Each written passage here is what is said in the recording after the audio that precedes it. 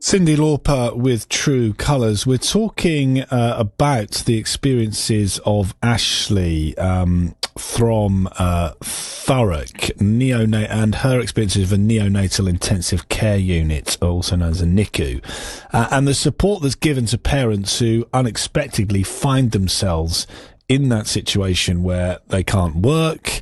They've got to go to hospital every day to see their prematurely born baby or sick baby. They're thinking about, they've got all of that to put up with. And at the same time, they've got a job. And it's like, what is going on? And there is a bit more support, coming in for parents in this situation, as we heard in the news, with Richard, that they are going to be given 1 week's leave for, every week they are in and out of hospital. The Thurrock MP, Jen Craft, is going to be conducting a speech in Parliament about neonatal care this afternoon. Ashley is who we've been hearing from. She had a traumatic experience regarding neonatal care in 2018. Her twins were born at 24 weeks, which is the cut-off. Her first child, Esme, was born sleeping. Her second child, Isla, was born 50 minutes later, was given only a 2% chance of survival. Incredibly, has survived.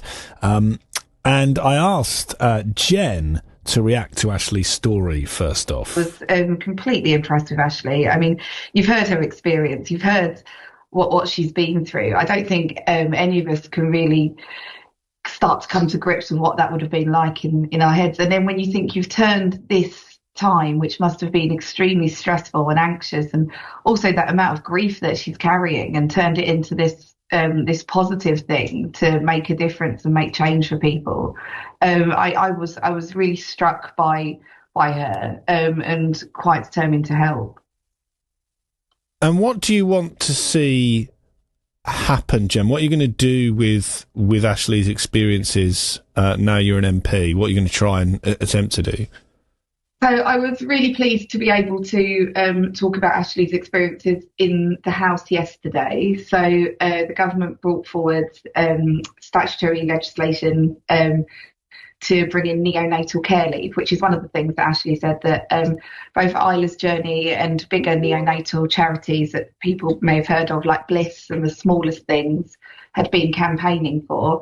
You mentioned, having a job in the middle of it and what that looks like.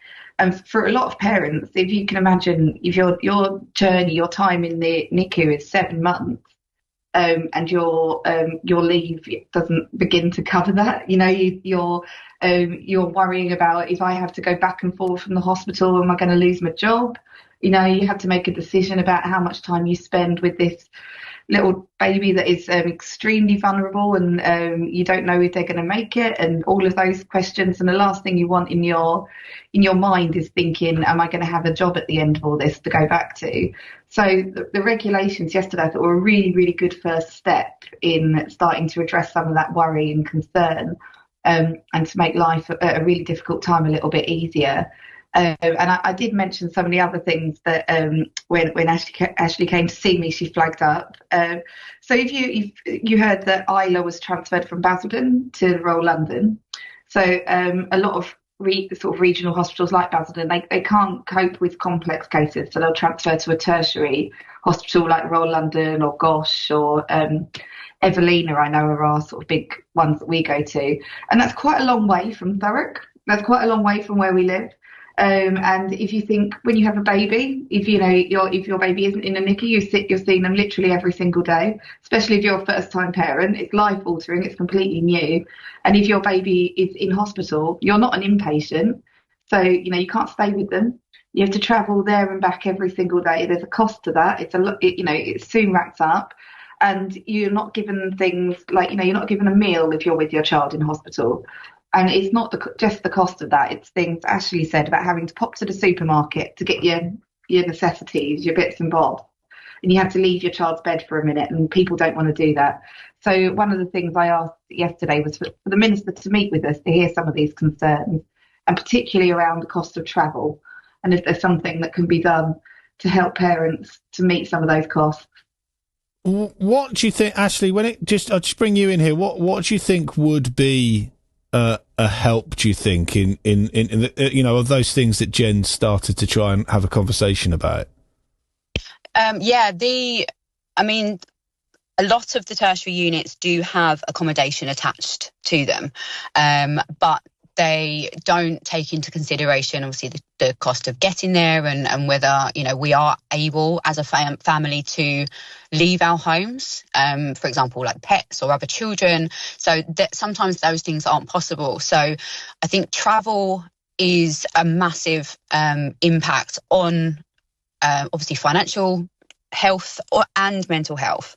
So being able to have something like a bus pass or a train pass, just so we don't have to worry about that, because on average it's costing around £250 a week additional cost to visit a baby in NICU. Now, if mum is then taking maternity leave, and if the partner is taking paternity leave or extended paternity leave, or just quitting their job because they can't actually decide between the two, I think that's the main thing for us to try and push forward is some kind of help with travel, because it does. You still have bills to pay, you still got mortgages, you still got rent, all of that. So the travel fund would be probably our next thing. But like Jen said, and Jen brought it up in our meeting about having a meal. Breastfeeding is always encouraged in hospitals, and many parents like myself kind of put our own needs, like going out and getting a hot meal, aside to just sit with baby. So having the hospitals where we are not actually inpatients, have them offer, a hot meal or a sandwich or a voucher to go to the cafeteria. It also gives you a bit of a break, because the walls of the NICU, sometimes there's no windows in there, and you do feel like it's all closing in on you. And sometimes you just need to step away. And I think if you're given something to be able to do that and not feel guilty and not think, right, well, now I'm choosing between spending money that I don't have and spending time with my baby, then that would be really helpful as well. And obviously nutrition wise as well, you need food. And Jen, just finally, I mean, it doesn't, what Ashley described doesn't seem, just listening to me, I'm coming at this first time, I've heard all of this, but it doesn't seem beyond the realms of possibility for Ashley and people like her to present some kind of a pass that then enables them to get all of the things that Ashley's described, a free meal a day and free travel. Yes. I think it is that thing to start having those first conversations to see if they are feasible. Like you said, it doesn't feel beyond the realms of possibility. And I think when me and Ashley spoke before, she said, you can definitely have sort of checks in place. There's a certain length of stay and those kind of things. But I've had sort of quite a lot of thinking on it for a while about particularly if you're in